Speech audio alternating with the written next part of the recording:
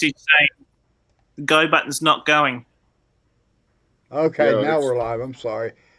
All right, welcome to Trackside episode 21, everyone. Sorry about that, but we are now live. Good morning, that was a good everybody. opening. Yeah, it's good to see Bill at Humanity Junction. Shannon Tapia is in the house. White, Leslie Gilpin, Chris Birchfield. Good to see everybody. Today is episode 21. Claude's hand laying a turnout for us. Jeez. And good morning, Allie. How are you today? I'm good, Brian. How are you guys? I'm back this week. Sorry I missed last week's episode. It was Anzac Day here in Australia, so as a veteran, that's a pretty important day for me, so couldn't miss that one, unfortunately. So I had to miss the show, but I'm back. So how are you going, Steve? I'm doing very well, thank you, and want to welcome everybody back. I'm excited to watch this with Claude. I've got a little bit of experience hand laying turnouts. Nothing like this, and I am fired up to watch him do this. So it's very good. John, thank you for being here. How are you doing this morning? Oh, I'm doing great, Steve, and it's my pleasure to help out where I can.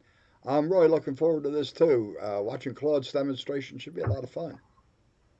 You know, I don't know anything about hand laying turnouts. I was really surprised to find out this morning that Claude's probably going to be able to hand lay this entire turnout during this episode today. It's exciting to me. I'm really looking forward to seeing it. Claude, tell us what you're going to do. Okay, well, good morning, everybody. First of all, Brian had bugged me a long time ago to do a live stream of this, and I'm technically challenged as far as the internet goes. So we're going to do it on here and let John handle the technical part. Oh, by the way, hi. Looks like my video's frozen. And maybe not. Anyway. Not frozen. I'm going to use the Fast Tracks turnout jig here for a number 8 curve turnout because I need some more of these on the layout. And I'll be using micro engineering, non-weathered rail, code 70. And the reason I use the non-weathered is because we have to solder to the PC board ties that hold all the rails in place, and then we'll put the wood ties on later. But this is the first thing we got to do is cut our ties to put them in here, and then we'll cut some rail and start laying it in. I'm not going to do a lot of talking while I'm doing this, but if you guys have any questions, they'll pick them up and relay them to me, so I don't have to try and watch the chat too. Anyway, I'm going to get started here. I don't need that right away. Let's cut some ties. Now, these are narrow gauge ties, also from Fast Tracks, and just cut them to length and put them in the jig. Now, you just use a regular flush cutter for them, like you. Yeah, I'm just using track cutters for these. Okay. For the ties, because it's just copper. The PC board ties are, it's like a computer board. Oh, okay. As you can see there in between, there's just a reinforced board material, very thin on the copper, either side. Mm-hmm. And that's one reason we have to come back at the end and cut our gaps in there for our DCC so that we won't get a short across them. And usually when I do new track work and I have a short, it's usually because I missed cutting one of the gaps.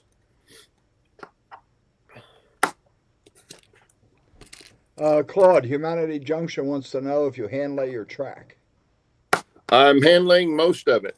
About the only places I did not hand lay track were in the staging yard for the standard gauge and in the helix, the narrow gauge track in the helix.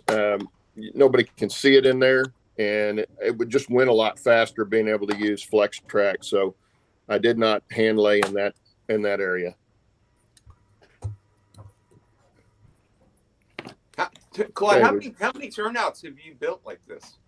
Oh, I hadn't counted them all. If you guess, probably 30 different ones. Wow. And I haven't used them all. In fact, I've got one here, an HO scale. turnout here that we're going to give away today. So a little bit later, we'll do that. It's HO scale. I don't have any N scale stuff. Sorry, guys, but you can always send it to somebody that's got it, or you can just set it on your shelf and admire it. I don't know that it's that good. I got Humanity Junction's question wrong. He wants to know, why do you hand lay your track? Oh, I just like the way it looks, and the building part of everything is the most fun for me. It was with my airplanes. I enjoyed that more than I did flying, actually. So it's just part of it. I saw a article in Model Railroad magazine back, I think it was back in the late 60s, maybe early 70s, of a guy in England that had done that, hand laid all his tracks, and he had all kinds of stuff. He had slip switches and crossovers and curve stuff, and but all of his was hand laid scratch, not using a jig like I'm using here. Now, what I just did there, I don't know if you saw me doing that. I was using a little apparatus that helps curve the rail. You can also do it with your hands and just pull it across and curve it, but you can see it fits the jig much better, and there's not as much tension then on the ends of the rail. So it's not pulling. You would get a more even bend with that too, I would imagine. Instead of you do. The trick on the curve, any of the curve stuff like that, is to get the track just to relax in that position for a little bit, instead of wanting to go back straight all the time. Uh-huh. And it doesn't take much. It bends pretty easy, so you can do it with your fingers and just pull it through. But usually the first thing I do is make our frog tracks, and I'll just lay it in here and get a setting for it, and then I'll mark the length that I need to cut it.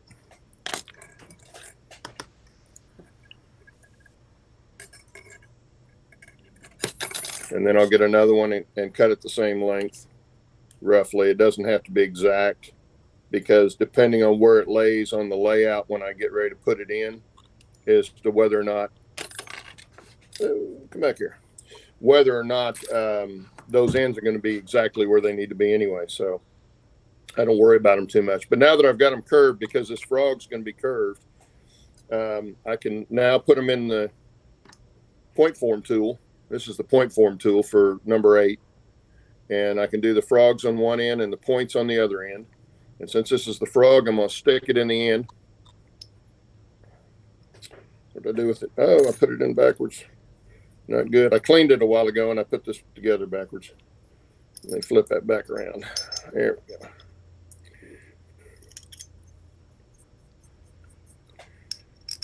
Roy Hardwick commented, Claude, that because you're using the fast track jigs, you could file a gap on the ties as it is in the jigs as you're making the turnout.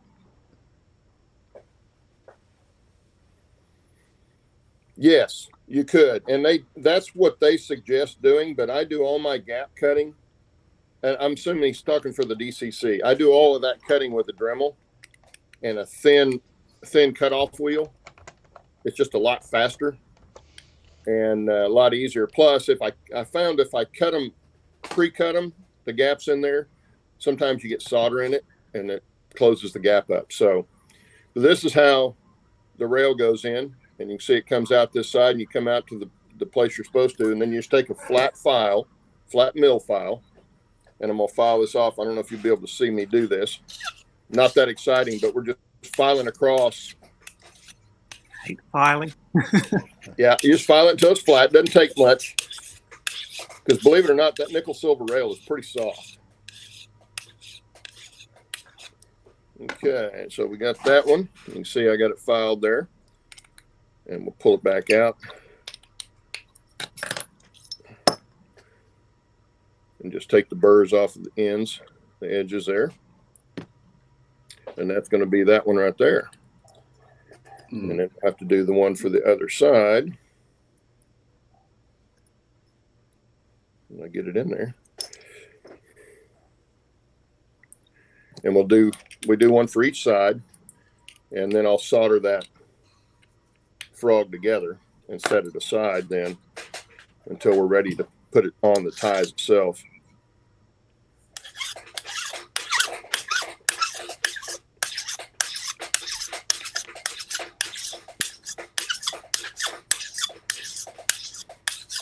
Totally agree with you, you Fenris Railroad. I hate filing stuff too. I tried it with my Dremel, but it was digging into the tool too much. And that's something that you don't want to do. You want to keep that flat as possible. So I know a lot of people use a belt sander, like a 1-inch belt sander, to do this, but then it's more hit and miss. This gives you a more precise angle to work with. Yeah, I was going to ask that if you could use a small belt sander to do it. So that answered my question. Yeah, you can. There's some guys that do that. But there again, you're hit and miss on it. Okay. Well, you know, I have a little jig that's it's done for doing the frogs, called a frog helper.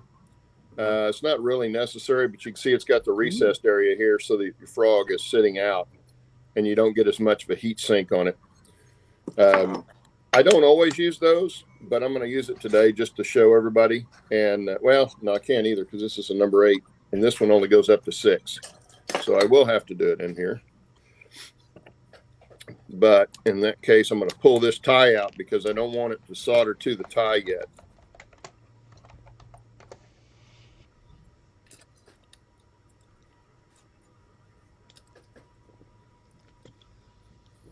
And I'll take a little flux, put on the face, a little on the top. Doesn't take much.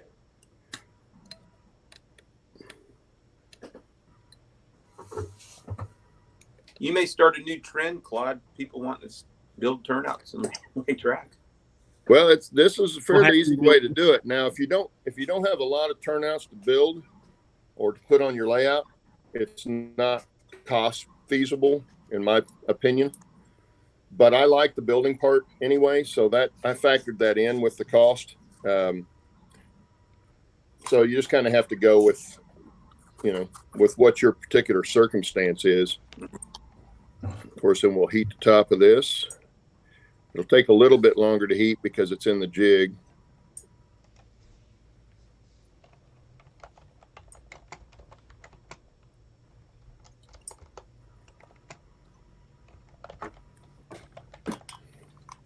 And this is very thin solder. I can't remember the diameter. Oh, 0.020 is the diameter of the solder. And it just melts a lot easier than trying to use a big, heavy diameter solder. As you can see there's our frog now. And I can take this small file and I'll just clean up the top of it a little bit. I'll also come in and put a little slight bevel on the point.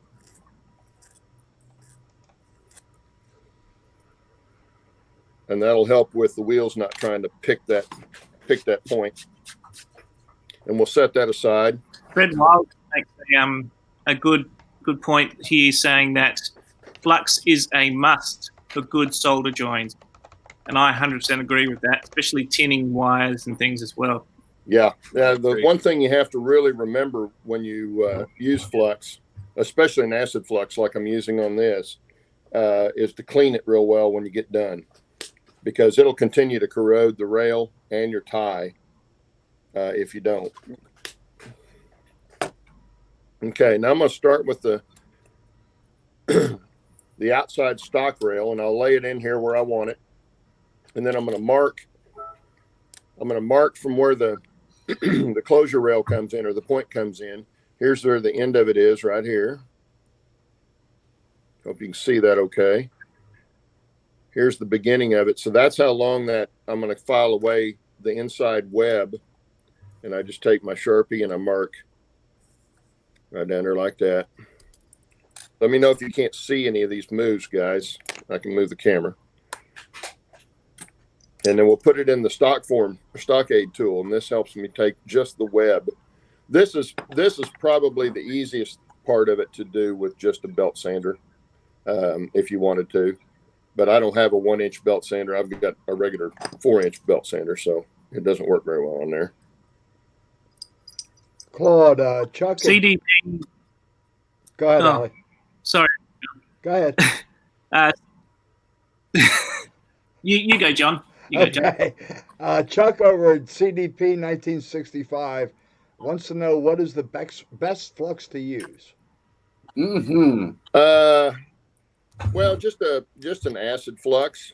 You can use pretty much anything. This is flux I got from Fast Tracks.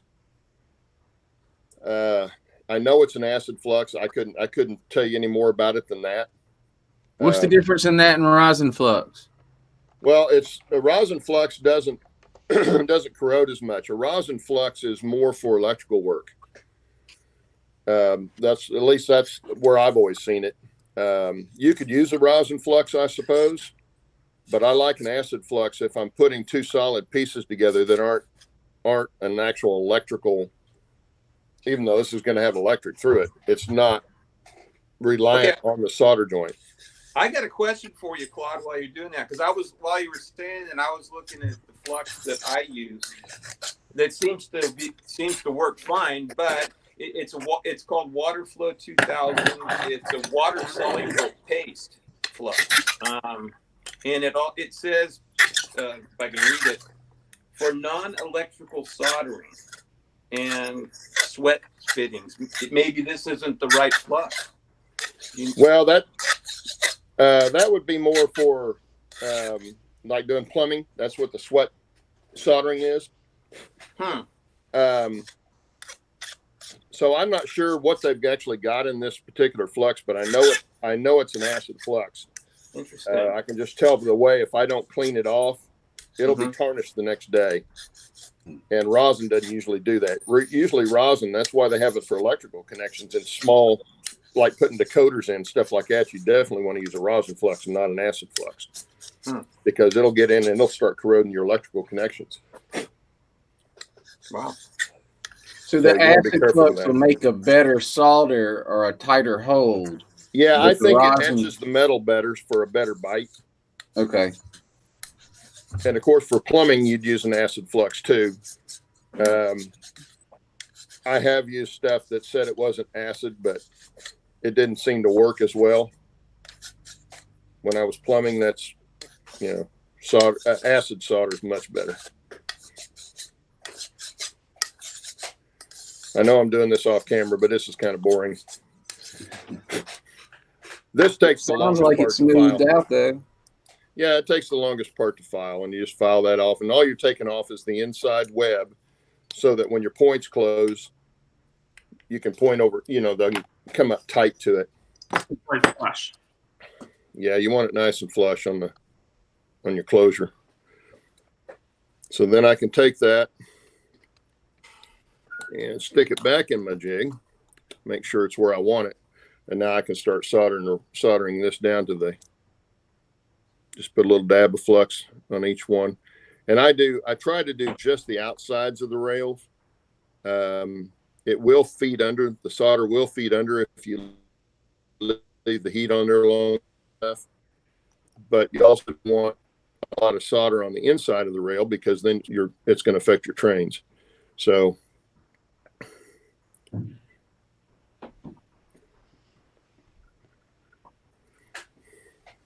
and I don't have the throw bar in here yet because I have found instead of using the narrow gauge tie, which this is the narrow gauge tie, this is a standard gauge tie. You can see how much wider it is. They're the same thickness, but I started using the standard gauge ties for my throw bars because it gives me a bigger tie to put my hole in for my tortoise motors.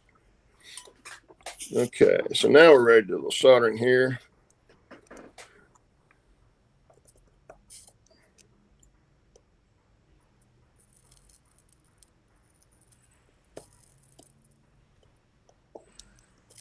Claude, you're soldering the rail to the tie there? Yes. And this will hold the rail in place. And the tie's wood?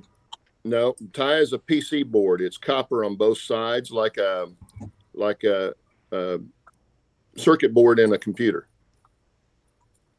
I got a question for you, Claude, and this actually came from a while back on one of the Facebook channels, and he was asking, and I'm curious too, what would you recommend as the best soldering iron to do that? You know, of course you want the finer point, but is there a brand or a model that you particularly like? Well, this is a Weller WP35. It's just a 35 watt regular pencil iron. Some guys use the dial a temp type irons, and those are fine too. Whatever you're comfortable with, but you do want a small conical tip on it because you've got to get in tight. Yeah, cause mine's a Weller. What I would recommend: do not use a gas one because the heat goes everywhere and it'll melt everything. Yeah, well, you're not having to worry about melting anything in here. But yeah, a little propane or butane torch solder iron would probably be a little overkill. A gun would be overkill, you know, the trigger type. Mm-hmm. Okay, need some more rail here. Chuck wants to know what is the cost to build a turnout versus buying one? Okay, well, Chuck, the reason I made this leap was because I was going to have a lot of dual gauge turnouts. So that was the first jig I bought because I could not only build the dual gauge turnouts, but I could do number 6 narrow gauge and number 6 standard gauge with the same jig. And I've got 6 or 8, something like that, dual gauge turnouts on my layout. And those are $45 a piece if you're going to buy them. So, you know, that part of the cost is not bad. I've since bought more. I've got the curved turnouts, which I fell in love with because they save so much space. So I've got one in standard gauge and the narrow gauge. And then I've got a 3-way turnout. I've got a couple other small things that I bought from them. But it's kind of like when I was building my RC airplanes. It's a labor of love for me. I like doing it, and for me, it's part of the hobby. So I really enjoy that, and I factor that into the cost.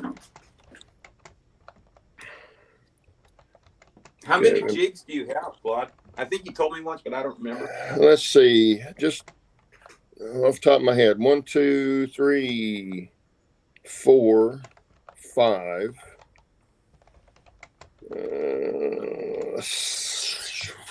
6, I think.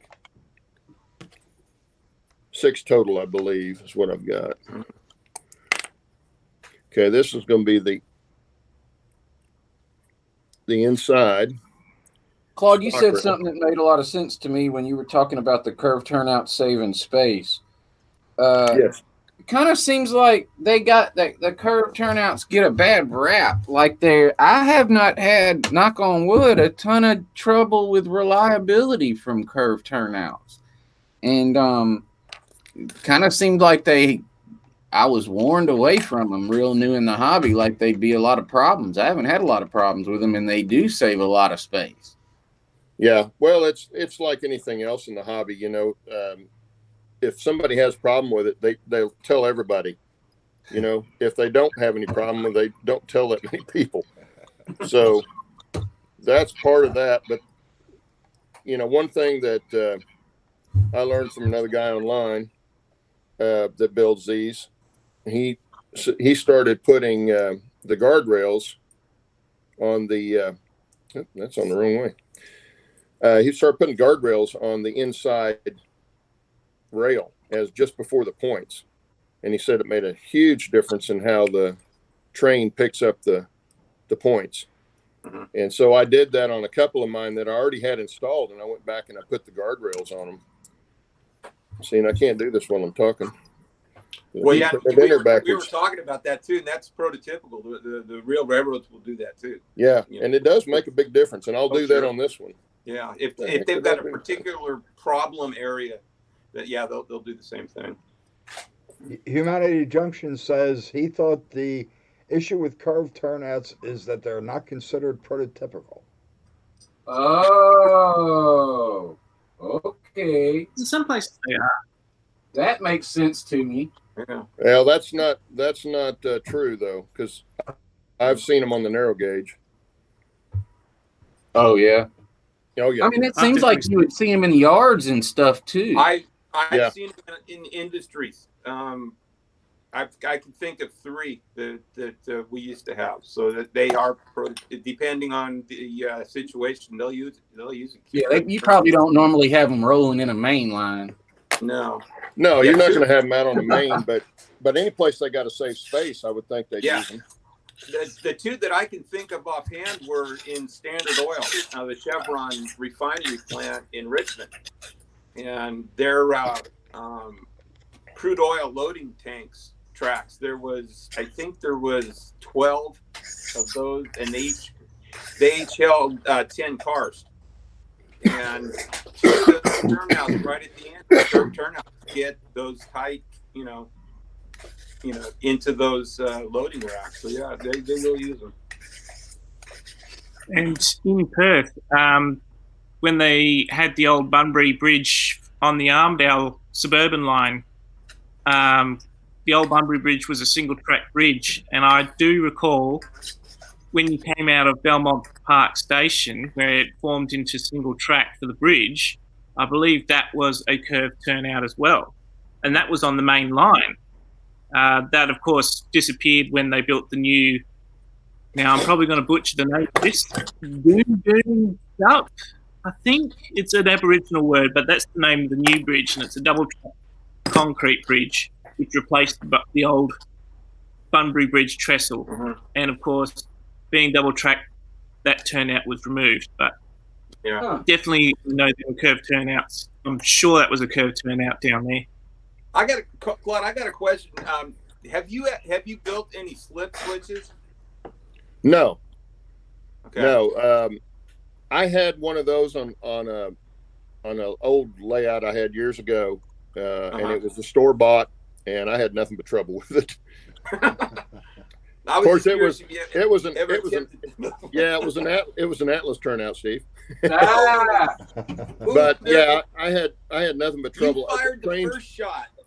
Yeah, the train would always derail, and I never could get it to work really well. So yeah. Hey, Claude. Yes, sir. Did I mention those curved turnouts I don't have trouble with are Picos? Well, there you go. go. Stop it, Brian. Come on. Don't pick on me. Brian, you can't talk. You started with Atlas. Yes, I had. Yeah. I had 2. And I was helping you too. Never again. You went to the dark side. Never again. Yeah, he learned his lesson though, Smart didn't he? man. My problem is I'm too invested in it. I don't have a choice. Yeah, Actually, but Steve, you did do a nice thing on yours. You took all the motors off and made spring switches. I did it on actually 6 of them. I was telling Claude about that, and you get the scenery going. And Atlas switches look even worse because you got this big old stinking motor sticking out of your and I was making, and I saw a guy online doing HO making the little snap spring things that go in the throw bar, and they're very tiny. They're I'm trying to get one so you can shoot. Looks like I don't know if anybody can see this thing, but little tiny guys, and they turn them into snap switches, and it actually works pretty good. So I'm gonna have to show that on an update. But yeah, you can do it. So I converting Atlas to at least they look better. Claude, Leslie Gilpin wants to know if you model stub points on the narrow gauge. I was going to, and Fast Tracks actually has a tutorial on how to build them with their jigs, but I haven't. The places I was going to use them would be up on the second deck, and since it was going to be so hard to see the stub switch in action, which is the whole draw to me to have a stub switch. For me, it just didn't make much sense to do that. So I haven't built any. I may in the future just to see if I can do one.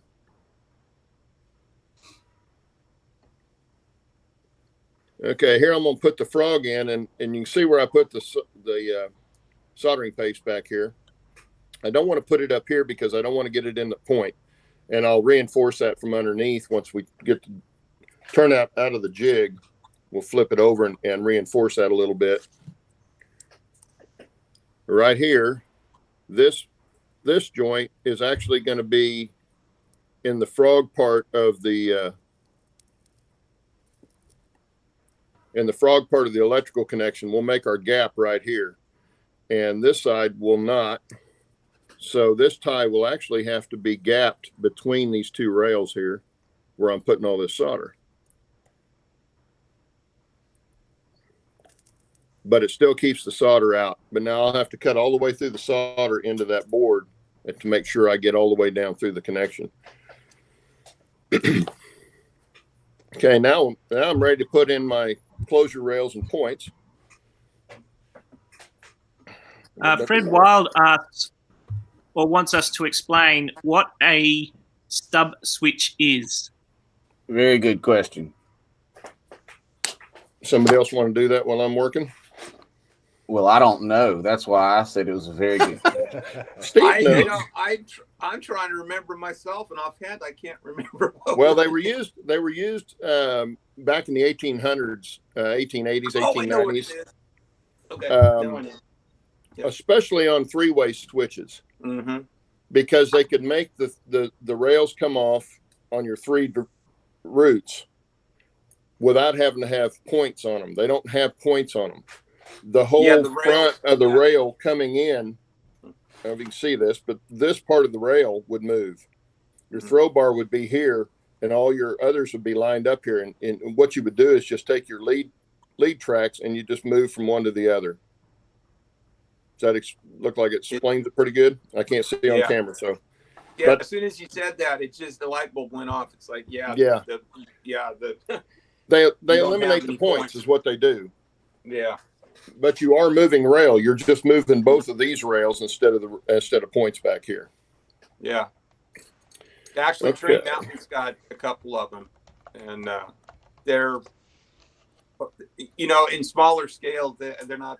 I don't think they're too reliable, but they do have them. Yeah. Because the rails have to line up perfectly. You got a problem. Yeah, I was going to put some in because I thought they looked really cool, and they're prototypical for narrow gauge especially. But I got to thinking nobody's going to be able to see them, so why do them? Yeah, I know the feeling.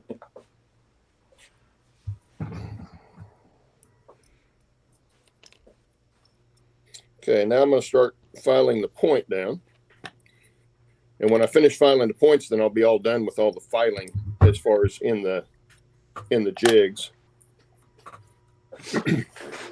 This looks very much like doing the frog filing, except a little bit more of the rail is out of the jig, and you get a little more rail off of it, so the end ends up being much thinner.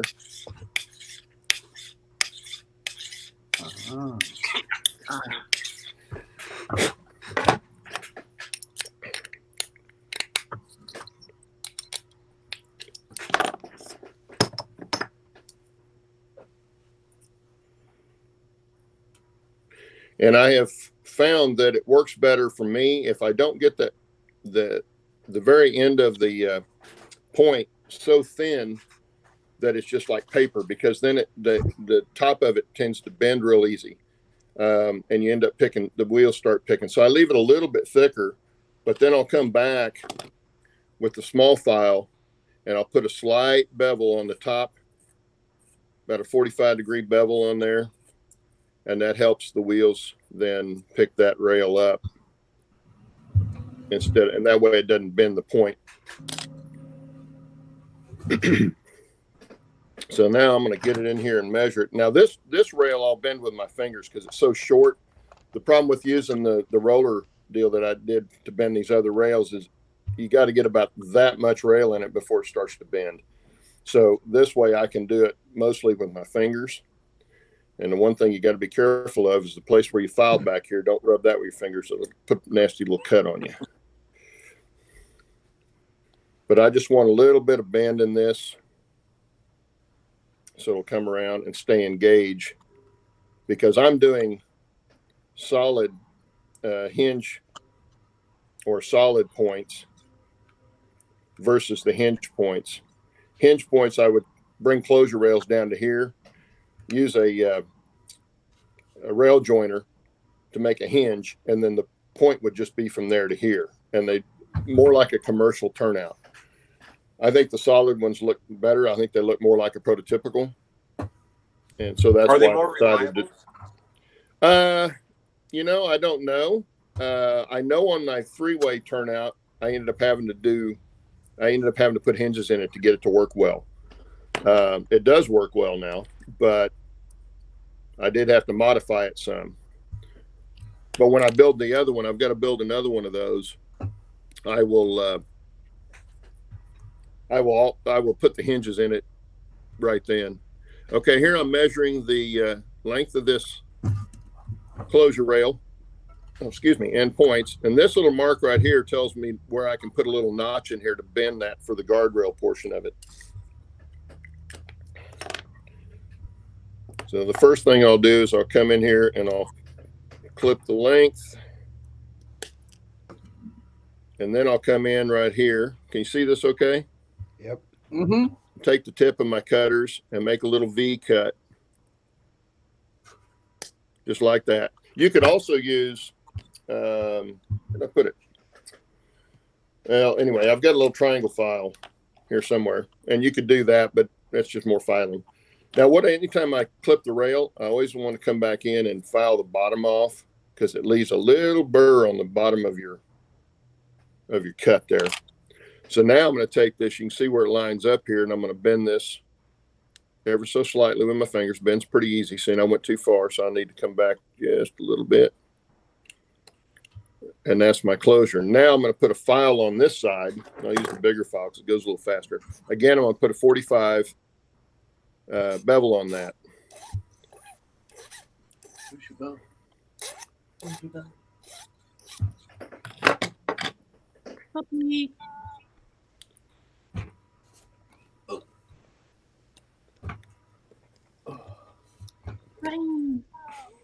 She's cute. Oh, she's getting bigger. Yeah, She's getting much bigger. You're not going to be able to do that for very long, Brian. She's going to be huge. She'll be picking you up. We have a morning ritual where she gets in my lap in this chair, and that ain't going to happen forever. Oh, boy, man, you're in trouble then. That's going to be her chair. Yeah, you were right. You're going to be sitting in her lap. Whose chair? Yeah, there you go. The whole all this area under the layout used to be storage. I cleared it for her, and she hangs out under there, and it's fantastic because she doesn't take up any space because she loves it dark. They're nocturnal, and so she goes in the deepest corner she can find when we're out here and goes to sleep. And so when hopefully if she does that at 120 pounds, she won't take up a whole lot of space. Boy, if she stands up, she's going to take your layout out. Well, I'm concerned about my cords under there, but they're not very good anyway. If you ask anybody, it's a nightmare down there. It's actually an organized nightmare. I just don't know what I'm doing about electrical at all. I'm so stupid when it comes to that. Organized chaos. Well, There you go. Well, no, here's what it is. It's wrong, but it works. But I know how it's wrong. Does that make it wrong?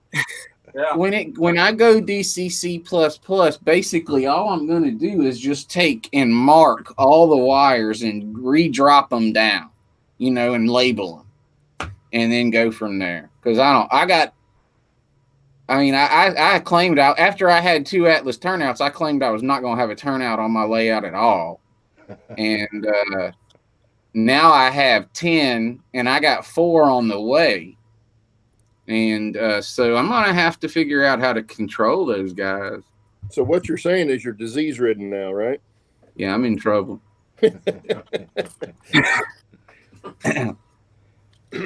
Well, and one of the things is now that I've kind of got it all the way down the wall, you know, I really do want to kind of convert, because mainly for that purpose, I want to be able to control the turnouts from the computer. Okay, on this on the point right here, point rail, they mark it on the jig S and H for your hinge and your solid point. This is the last place toward the point I want to solder, because we want to leave this rail able to move. Now, while it's in the jig, it won't move. But once I get this done and I go put my throw bar on there, then I'll be able to move my point over to where I need it for clearance. And we want this all to flex. We don't want to be right here trying to flex it from there. If you were doing the hinge point here, then you would come down here, solder this rail on here, and have the hinge point come down from there. So now I need to do the other side, and we're almost getting done with this.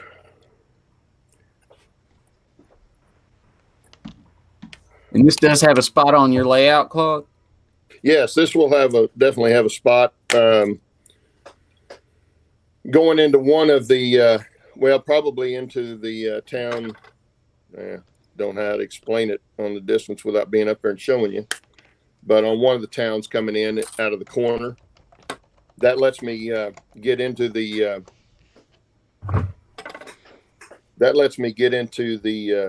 yard a lot faster. Oh, the other thing I wanted to show you is, I don't know if you can see that, where I cut a little 45 out of the web of the rail. That also helps with getting it in here and getting it to fit without being flat, without the web being flat where it's harder to fit in the jig. I also found that if I do that on the ends of all my rails, before I put a rail joiner on, the rail joiners go on much easier. Oh, yeah. But you just got to remember to do it, and then you have to remember to file that bottom off again. But yeah, I started putting that little bevel on the web, and then I would also, on a regular rail, I'll put just ever so slightly straight down, not straight down, little 45 on the top of it, and a little bit on the inside of the head of the rail, so they're not picking the every joint that goes across, trying to pick the rail. You don't find that you lose flanges over the top? No. Okay. No, I haven't been losing them over the top at all. And if you did, that would be a sign that you filed it too much? Yeah. All right. Yeah. But you can see how much I filed right there. Now, this is just a guardrail, so the wheels won't ever be on this rail. They're just holding that flange in. But I want them to make sure that when I get in here, that I have enough funnel for the flange to get into it.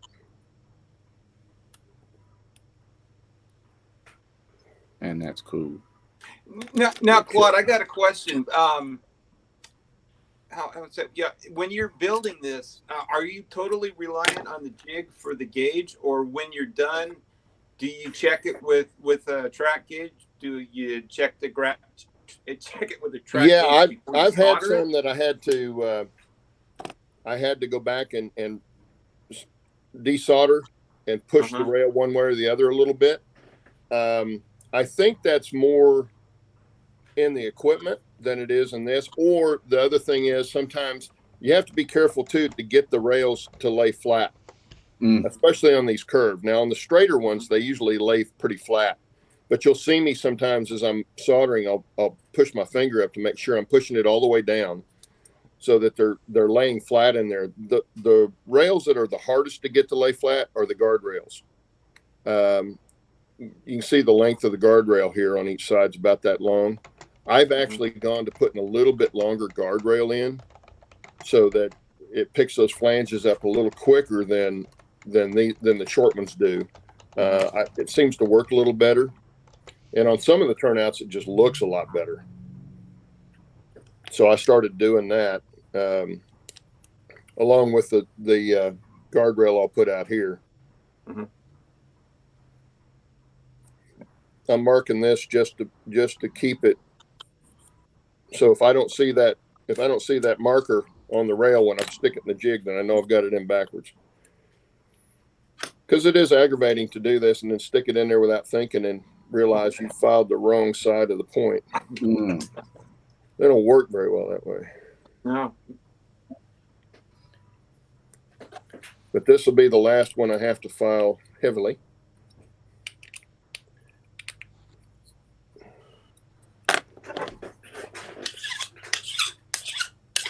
Okay, somebody want to explain what we're going to do with the giveaway of that turnout? Yeah, we're gonna.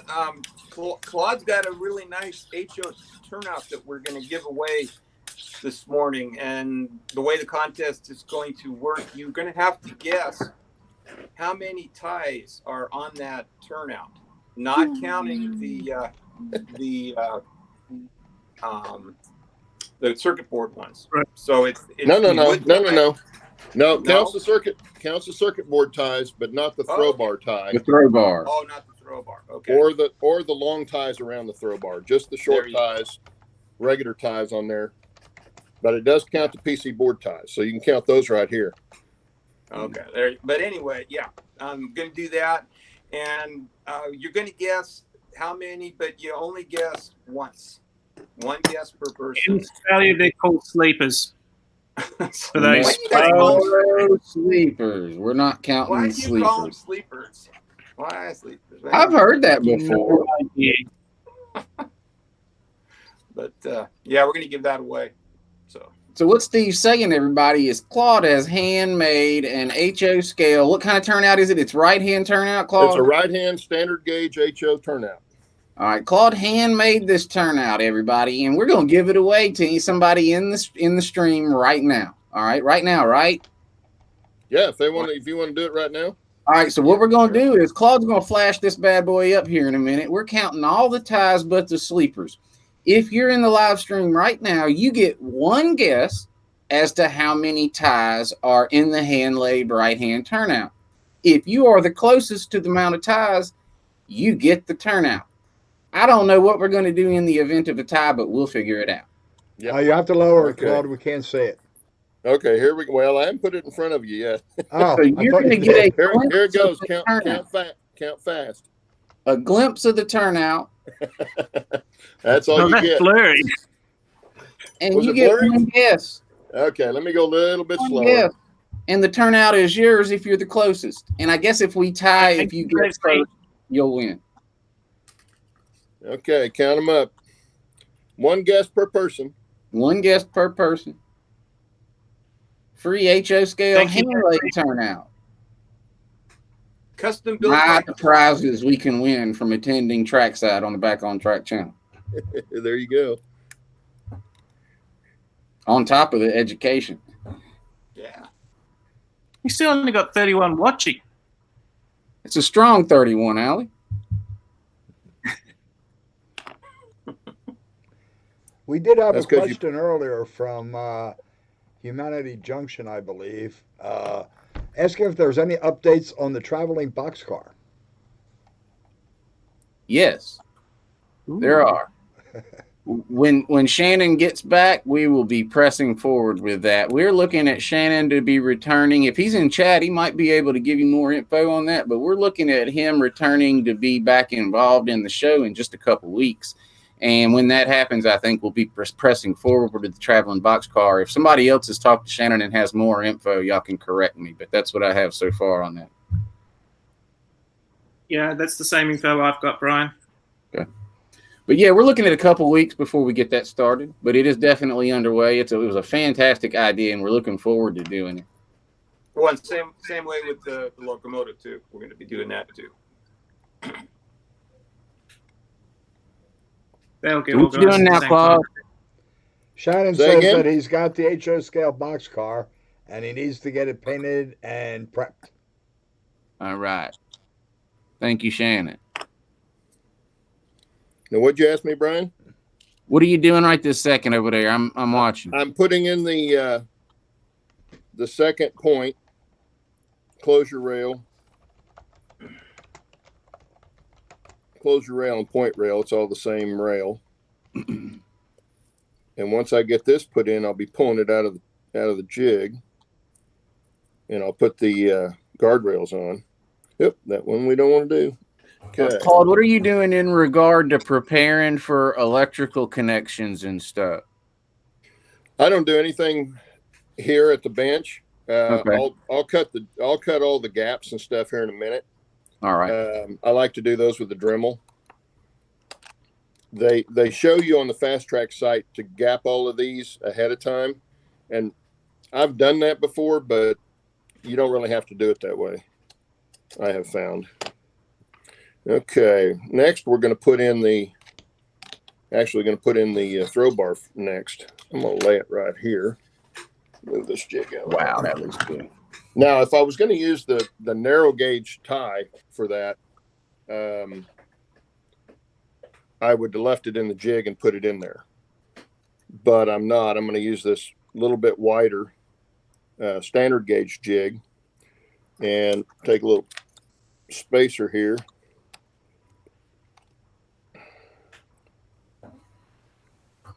This just so I don't solder it to the stock rail. And this is one place you have to put the solder on the inside of the rail. So you don't want to use a lot of solder. No troubles with it going out of gauge at this point, Claude? No, I can always adjust it if it does. And the biggest problem with the curve turnouts is it going out of gauge right in here. So I may have to force a little more bend in that. In fact, when I solder this in, I will do that. I was wondering, could you set a track gauge on that right now just to keep it in gauge? Yeah, it's kind of hard because can you see the rail here? That I'm pointing to. It's kind of hard because this is so close to the stock rail that if I put the gauge over here on this, then I'm hitting the other point. Oh, I see. So that makes it a little tough.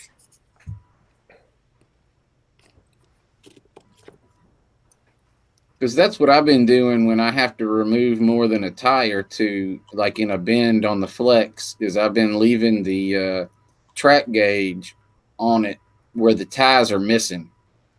And it kind of acts as a little heat sink too. Yeah. Yeah, you almost have to in those kind of situations, but here you can't really get in there that way. So see, I've got that one done, and now that outside's tied up. So I'll have it pushed over here, tight against the other side, and now I'll come in here with this one. And you can see, I don't know if you can see that. See how the rail doesn't have a lot of bend in it right here? And sometimes that's where I'll have trouble, and I'll have to kind of force it around. So I like to put my spacer right there. And then when I solder this point, I'll push it over a little bit further. Instead of having to hold it away, I'm actually pushing it back toward the stock rail. So I'm getting the right angle on it.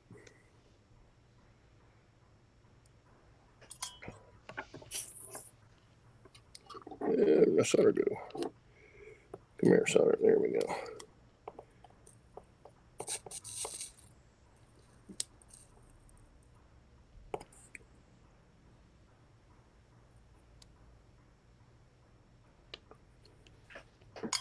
And to answer the question, yes, it gets a little hot on my finger when I do that. I was just wondering. Hey, don't burn yourself.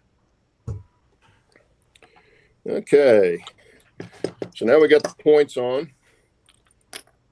And I'll usually just take a truck that I've got and just do a rough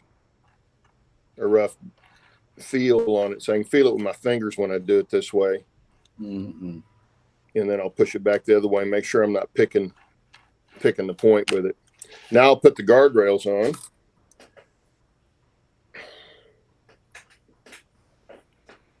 Where'd my roller go? There we go.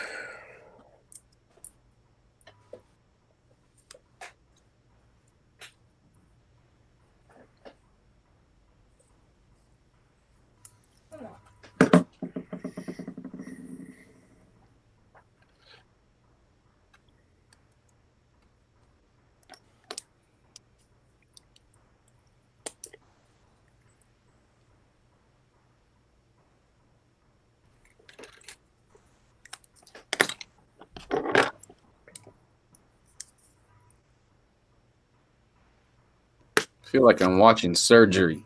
Now on the jig, I didn't show you this because I don't use them anymore, but they give you the actual length of the guardrails, and then they give you this little piece here that's angled, and you would push this up then this way till it's 90 degrees to the end of the board, and then here's the other side, and you bend it back this way, and that gives you the two little bends on there. But I've done so many of them now, I just do it with a pair of needle nose pliers, and it works a little faster that way if I can find my pliers. So that, those aren't them. There we go. So I just take about that much rail and just put a little wing on it. I like that. And then turn it around and make sure you go the same direction on the other side, like that. And now I'll come back and file my bevel on it.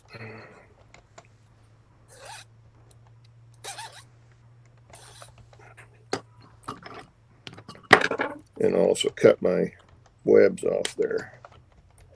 It'll fit in there a little better.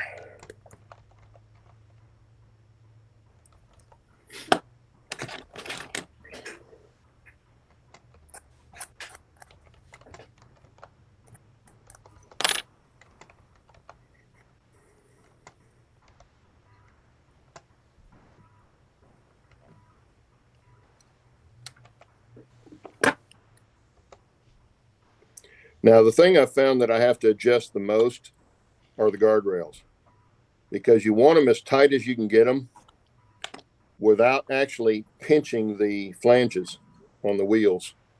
So some of them take some testing after the fact, but it's really not hard to do. You just heat up the one point, one side, leave the others soldered, and you're able to move it where you need to. Now, Claude, when you're soldering one rail and then you go to the other side of the board and you solder the other rail, can that lead to the first rail coming unsoldered? Like, does the heat travel across? It would if you left it on there long enough, but you'd have to leave it on there a lot longer than what it takes to solder it. The rail, especially when I'm out of the jig, it heats up that fast. So this doesn't even get warm next to it here. But if I left it on there for a long time, yeah, it would travel across there eventually. Yeah, what I'm going to do here is I've got to push that down, make sure that's laying flat. So see, it's soldered. I just heat it back up, make sure it's pushed all the way down, and let it cool again.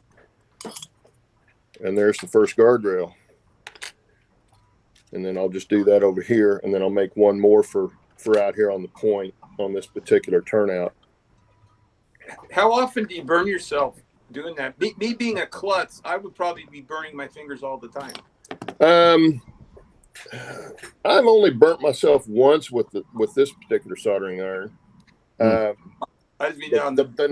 nasty burn I got was when I was putting the cardboard webbing on the mountain and using the glue gun. And I got the tip of it right there, and that, yeah, it's healed up pretty good now, but that didn't feel good. I burn it pretty good. I've done that a number of times when soldering decoders, and I've grabbed the decoder end, I'm soldering away, and for some reason it just wasn't grabbing, and all of a sudden dropped the decoder because the heat traveled way up the wire. Yeah, not good for the decoder. Don't leave your soldering iron on there too long.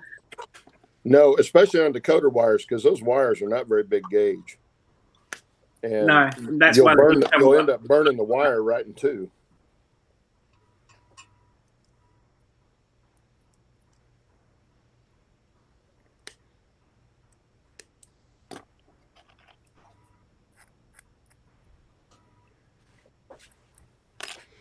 See, I've done so many of these now, I do it without even thinking about what I'm doing. I just do it. It's kind of like riding a bike, I guess. Real quick, Allie, let those folks in chat know what you were telling us about the Tuesday at 4 p.m. Eastern with Athens. Oh, yes. Yes, Athern, as in the Athern, Gearbox, Genesis, all that. They are running a live stream. I think it's for about an hour, hour and a half, every Tuesday at 4 p.m. Eastern Standard Time. So that's time over there. So about Claude's time, I think it is, because over here it's 4 a.m. in Australia. So, and they usually chat about upcoming products. They also chat about, they even take your questions towards the end as well, and they will try to answer all of them, if not the more common ones, especially if you're all asking for the same thing. And yes, they are taking a lot of suggestions as well. So it's really quite interesting live stream to join in on.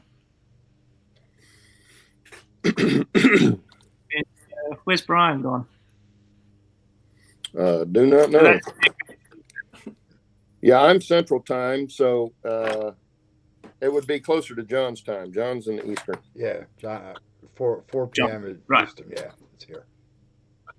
Yeah, so it's 4 p.m. Eastern time over there, I think. Yeah, And it comes up here on my computer.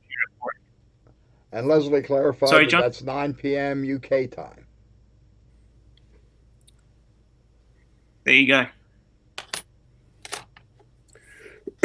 Okay, so there's the basically finished turnout. Now, the next thing I would do, I'm not going to put this guardrail on right at the moment. I'll put it on later. But it's going to be just like this, except it'll be right here. But the next thing I'll do is I'll go over here to the sink and I'll use some Dawn dishwashing liquid and put it on a toothbrush, and I'll scrub all of these solder joints so that they don't corrode. Oh, one thing I forgot to do. I need to move this point, frog, just a smidge. Come on now.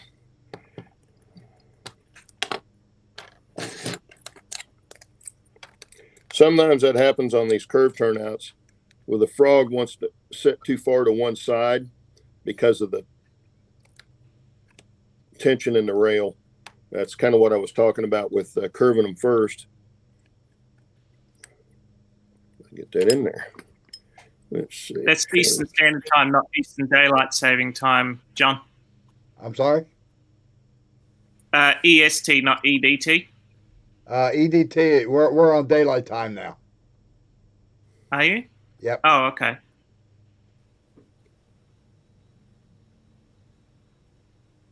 I think it's 4 p.m. anyway. I'm not 100% sure. It just comes up as 4 a.m. for me. And Okay. I'm pretty sure that's 12 hours difference. I'm not sure. Anyway, they've got a YouTube channel. Check it out. Some great videos and product reviews and stuff on there.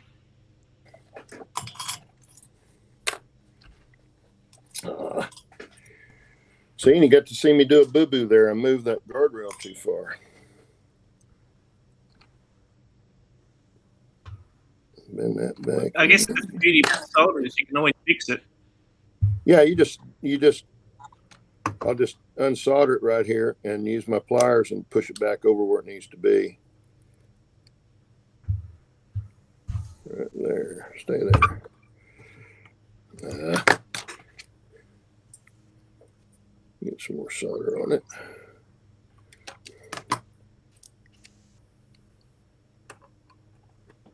I have to put my lamp down here. There we go.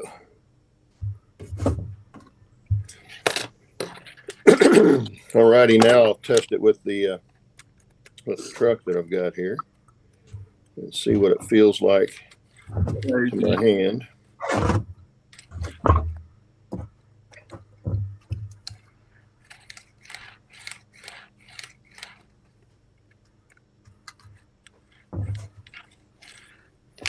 I'm still going to mess with that point just a little bit. Wow. Being a machine. You broke up there. What'd you say? I was just saying you're being accused of being a machine by several people in chat. No, why? That's why you're not showing your face. Oh, you don't want to see my face anyway. That's scary. Anyway, that's that part of it. And then if we want to add or how we get the ties on there, and I hope you guys got everybody's number on the thing. They make what they call the quick sticks, and use a contact glue, put on the bottom of the rail and on the tops of the ties here, and stick that down to it, and then I just break these side pieces. Excuse me, break the side pieces off, and you've got the nice ties on it. I don't do this on all of them. Some of them I'm putting the ties in by hand after I get it down, and I'll slide the ties in by hand individually, mainly because these right here can cost upwards of $10 a piece, so it just adds quite a bit of cost to each of the turnouts. But anyway, did we get a winner, or did we get all the numbers on the turnout that we're giving away? We don't know what the actual total number was. Yeah. I do though. So guess now or forever hold your peace. Everybody got their number in? Because I'm gonna reveal it while I'm getting my Dremel over here. John, you gonna type stop in a minute or something? Drum roll. And everybody remember what you guessed, so you can tell us if you guessed that number or close to that number. Then you can tell us, and they can go back and check it. All right, that's it. It's over. Okay. Here's the number. I wrote it down. Can you see that? 47. 47. I think I saw that go by in chat. Oh yeah. So somebody think guessed so. 47.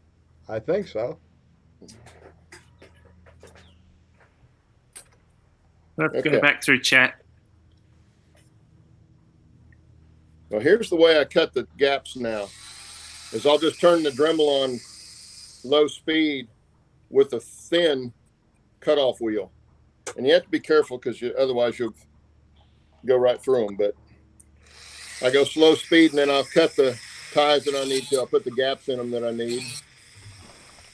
This one does, yeah. This one needs a gap. It's not the one I was thinking of. That's the one that doesn't need a gap. This one doesn't need a gap. But I do need to put a gap right there.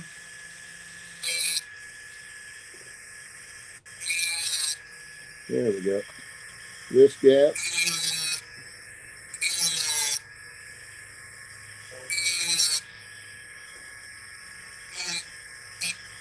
Okay, it looks like Bernard C. had 47. Hey. All right, Bernard, congratulations. Good job. I would imagine if he's HO, he's happy. I would think so.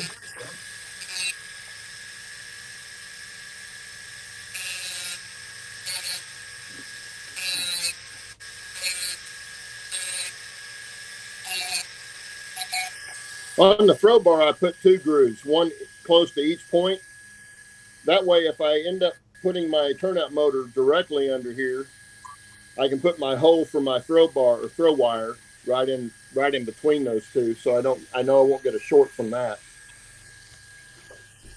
Yes, Roy, that's what I said. Bernard C. Very good. That's cool. Now, I wonder if Bernard Liver got lucky.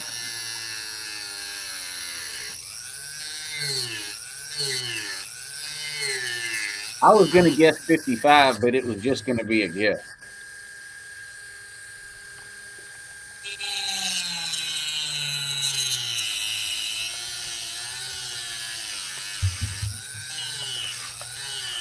I wonder if Bernard can put in chat if he's going to use that turnout, if he's able to put it on a layout.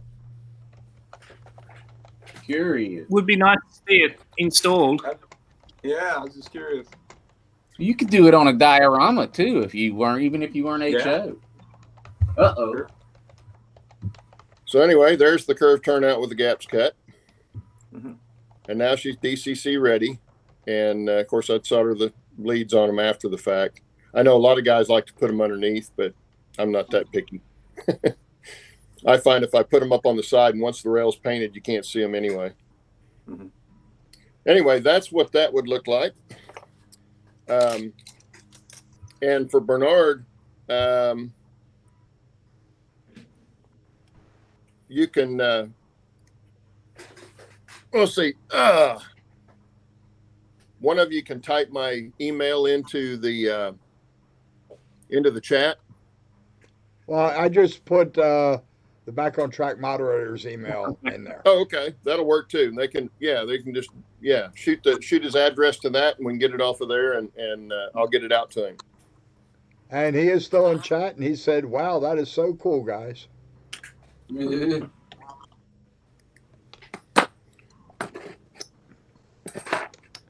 All righty. So how far under an hour did we get it? I think you're Close to over. an hour. Am I A little over? bit over. A little bit over. I lose track of time when I'm in here, so. I Just can't a little believe bit you over. finished that in 75 minutes.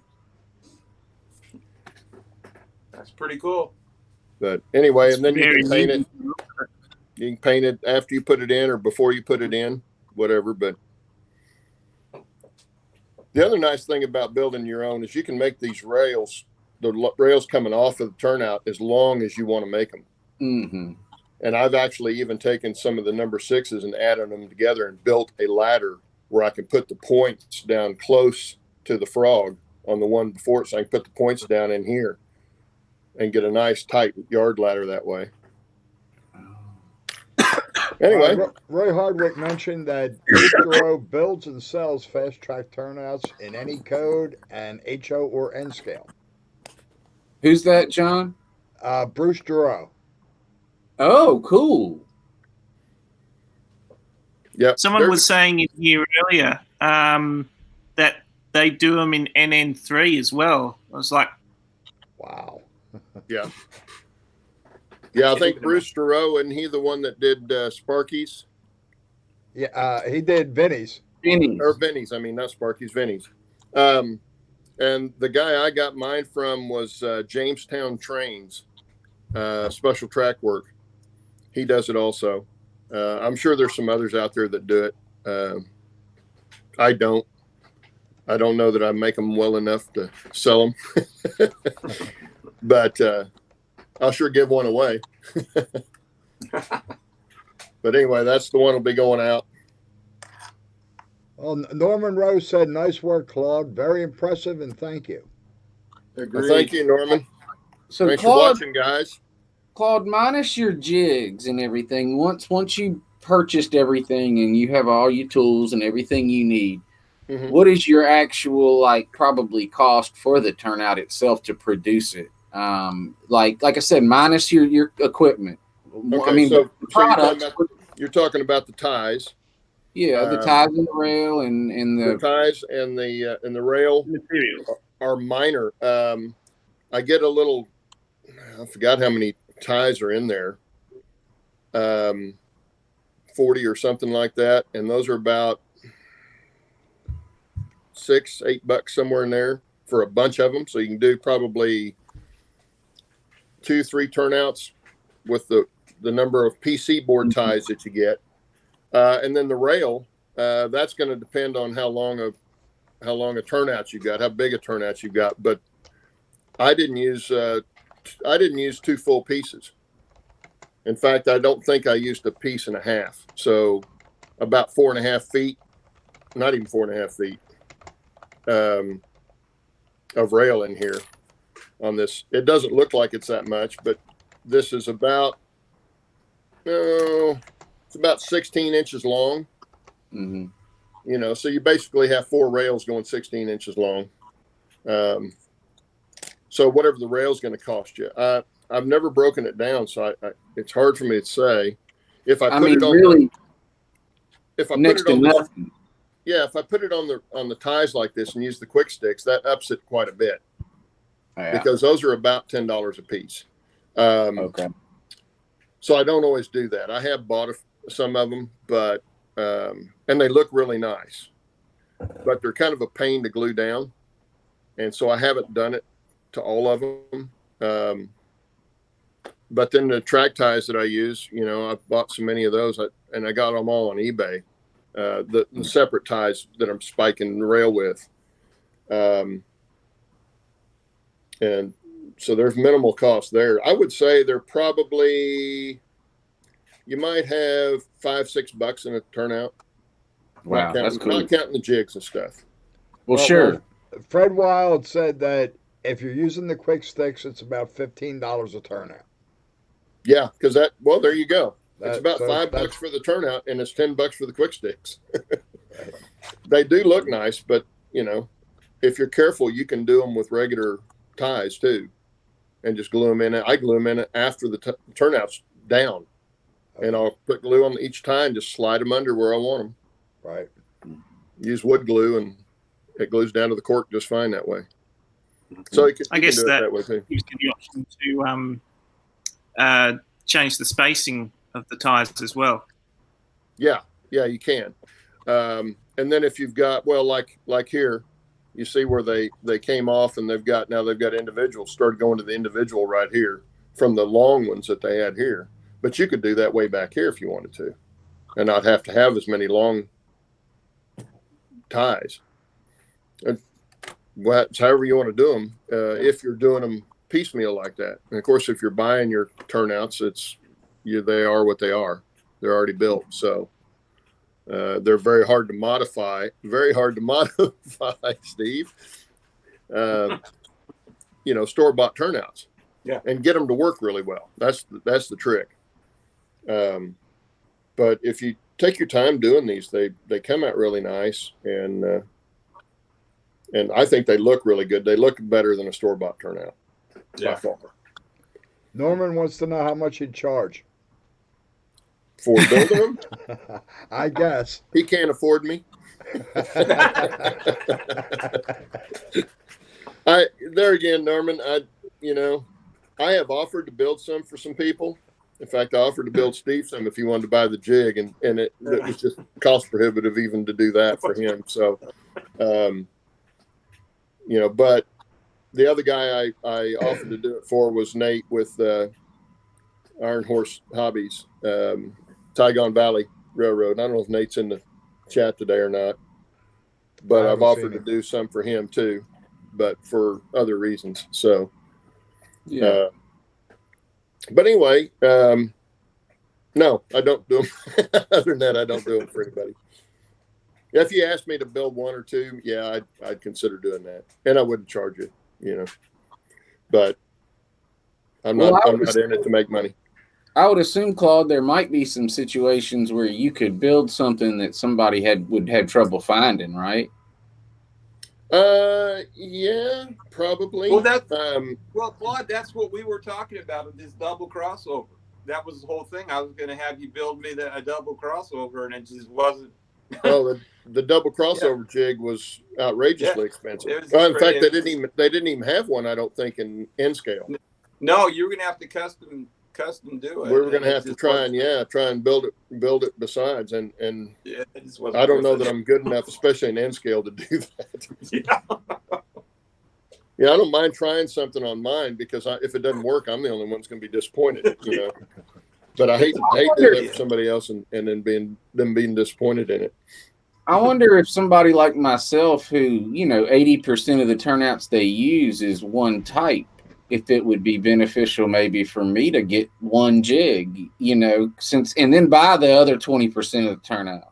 Yeah, well, and you're doing N scale, so I think you're N scale, and on your turnouts, just like this one, it gives you a left and a right. Yeah. Okay. The only time I had to buy two for doing the same kind of turnouts was my dual gauge. And that's because the dual gauge, the narrow gauge, could be on either the right or the left side of the track. And you needed both of them, because if you take them and face them together, one's going to be on the right-hand side, the other one's going to be on the left-hand side, because you turned it around. And now to get them to line up right, they have to be opposites. And Didn't so you do a video on that? Jigs. I'm sorry? Didn't you do a video on that? I kind of explained that in one of my videos, on how that ended up working. Because I didn't know when I bought the jigs exactly what side of the track my narrow gauge was going to be on, but it turned out I needed both of them anyway, so it worked out. That was my first purchase because I knew how much that was going to be, and I probably have as much in those two jigs as I have in all the dual gauge turnouts if I'd have bought them. So that was a wash, and I've built, all my number 6 turnouts in narrow gauge, and on this one came out of a dual gauge jig, but it's only one gauge. I've also got the other ones. This is similar to this is one I didn't finish because I wasn't going to need it. I got started on it and then realized I wasn't going to need it. This was going to be one where it had narrow gauge on one side, and dual gauge could go both ways, narrow gauge just one way. I've also got a couple of them that are standard gauge through, and narrow gauge goes off, doesn't have any points. It's always that way. So depending on what gauge the narrow is a main line. Gotcha. I'm sorry? The narrow gauge doesn't have a diverging route at all. On this one? No, not on this one. Yeah. No, this is HO only. Oh, okay. This is the one we're giving away, or I gave away.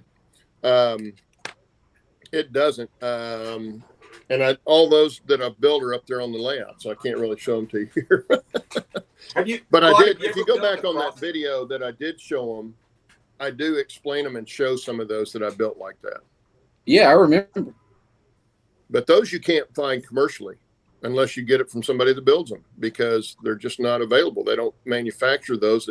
There's not enough need for them to tool up to manufacture them. So you're not going to find them in the store hanging on the rack, Sure. Have you built any crossings? I haven't. No, I was going to build that one. That was the only one I needed, and it was just proved to be too small, especially without a jig. If I'd had a jig, I'd have built it. I actually bought a point form right here. That one's for a 19 degree, and it'll do all your diamond crossings. It's got quite a few places to stick rail in and get the right angles on it and stuff for a 19 degree. But I didn't need a 19 degree. I needed a 45. So I bought that one and didn't need it. So, yeah, I probably got more money in it total than what it would have been if I could have found them all commercially and bought them all commercially. I probably spent a little bit more, but then I'm not done building them either. So once I get to the small towns on the end scale, on the narrow gauge, I'll have probably 10 more turnouts in each one of those towns. So it's becoming, better that I had them, but I also like doing it. So there again, I have to figure that into the cost. And see, that's one of the things I'm thinking about, like way down the line for me is once my main line's done and everything, all additions are going to be total switching turnouts. I mean, everything's going to be turnouts after the main line's laid. It's all turnouts. So, I mean, it might be a good idea to figure out how to do what you do. Yeah. Well, you go with anything. Anytime you come off on a spur and it's going to any place, you're going to have turnouts. Yeah, I mean, that's what I was thinking is like after, I mean, there are turnouts in the main, but, to get off of it. But really after that, everything is and for me, it's a $20 turnout, which isn't as bad as your stuff, but still 20. Yeah, it adds up. If you've got 20 or 30 of them, that's a lot of money. So, well, in end scale, I can put 14 turnouts in a 24 square foot, 24 inch area. I can. Well, everybody's probably heard of the time saver switching puzzle. Yeah. Go and look at that and count how many turnouts are in it. And it's not very big. It's only, an HO, it's only like 4 foot long, I think. And they got a ton of turnouts in that thing. So I say a ton. There's several turnouts in that. But it just depends. And of course, you've got to figure in your budget and all that kind of stuff too. You don't want to go buying something because it's going to make your railroad nice, but you can't afford it. I mean, that would just not be very smart. But I luckily didn't have that problem. So, you know, Mama lets me spend my money on my toys. Yeah. Well, and you have to factor in your time. Are you willing to spend that much time? Exactly, because if you don't have the time to do them, then you got to factor that in. That may be better for you than then go buy one instead of having to do. It's kind of like putting the flex track in versus hand laying. I like hand laying the track. It looks really cool. You get that uneven wobble on the trains that you don't get on flex track. Flex track looks like they're on concrete ties and, you know, and going lickety split down the main. But if you look at one of my hand laid deals, and I don't use a ruler to run them straight. I don't use a straight edge because I don't want them perfectly straight. You go up in the narrow gauge in Colorado and look at them, they're not straight. In fact, you look at them and you go, there's no way in hell a train can run over this because the rails are doing this and doing this. But that, if you watch the train come down there nice and slow and it's just waddling back and forth, and it just, to me, it looks really cool. And these do the same thing. Well, that adds to the prototypic. You know, and the slower you go, the more you notice it. But it also causes you in the model to have to stay within a speed limit. You can't go too fast. If you got too tight a turn or curve turnout or something like that, you got to keep your speed down just like they would in the prototype. Well, here's a interesting question for you, Claude. There's an argument whether or not super elevation on curves should be represented in the HO scale and smaller because it scales out to be pretty much non-existent in some cases. But what's your thoughts on that? Would you put super elevation in curves? I did put super elevation on my first return loop that's buried in the mountain. You can't even see it. But I did notice that when I was testing it, that it looked very prototypical. Because if you look at these long, especially container trains now, they're all the same and they're nice boxy square, right? When they get into a turn and that super elevation takes over, you can see it. You can definitely see it. And in a model, you're going to, if you use exact measurements, it probably wouldn't show too much. But if you exaggerate that a little bit, just like we do on a lot of stuff when we're modeling, to get to where you can actually see it, it's kind of like putting makeup on stage. You see those guys up close, they look horrible, but from a distance, they look great. Same way with that. And it did look good, but I thought, it's covered up. Nobody's going to see it. It also makes the train track better. I know that. I could tell that real well, but I didn't put it on anything else. There you go. So, that's my answer. No, that's a good answer. I like it. But anything in the modeling thing that we do, we have to exaggerate if it's something that would not show up in the scale to get somebody to see it, because otherwise you got to have a magnifying glass to tell what's happening. And is that could you equate that to compression? I'm sorry? Could you equate that to compression somehow? Compression, yeah. Exactly. It's the same thing. We have to selectively compress our scenes if we're modeling a prototypical scene, because you can't get the whole thing in there, unless you got a building the size of the International Petroleum Exposition building up here at the fairgrounds here in Tulsa, which is one of the largest cantilevered roofs in the world. Unless you had a building like that, you can't do a real prototype measurement. There's no way on length. And so guys compress all the time, and that's part of that. That's kind of the same thing. At least I think it's kind of the same thing. It's modeler's license. Yeah. Kind of like they do in the movies when they have artistic license, and they don't tell the story exactly because it's kind of boring. So they add a little excitement in it and tell you it's based on history or a real event, but they dressed it up a little bit. And we do the same things. So anyway. So we're still going. I hope everybody has a good weekend. I've got to cut out. Y'all are welcome to continue to have fun, but it's time for me to go adult. We'll have fun.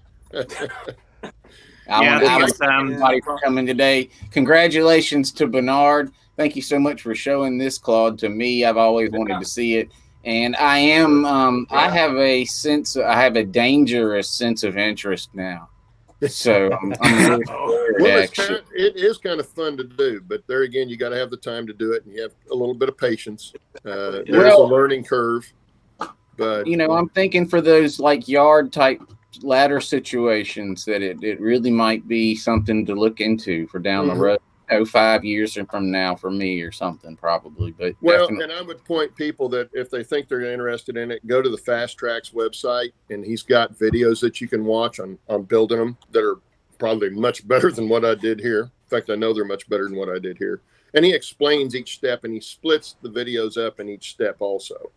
So he spends a little more time in depth on each little step, and you can kind of see. And I sit there and watch it. And I thought, I can do that. That's not that hard. Yeah. Well, I bet you 30 or 40 people will go over there and check it out after this. I'm probably so. Thank you for your time, I don't get anything from him for sure. And it was great to visit with Ally and Steve and John as always. And I hope y'all all have a wonderful weekend. And, you too, Brian. And y'all take care. All righty. Bye, Brian. See you guys next week. Yeah, thanks everybody for watching. John, again, thanks for running stuff. Oh, my pleasure. Yeah. And Steve, thank you again. You again here for too long. As always, yeah. I love it when we sit up here and do what we do. So it's a lot of fun. And Saturday mornings too. This has gotten to be kind of a ritual. So yeah, thank you everybody for hanging in with us. And we'll definitely be back next week. Yep. Same time, same channel. All right. Take care, everybody. Bye. See ya.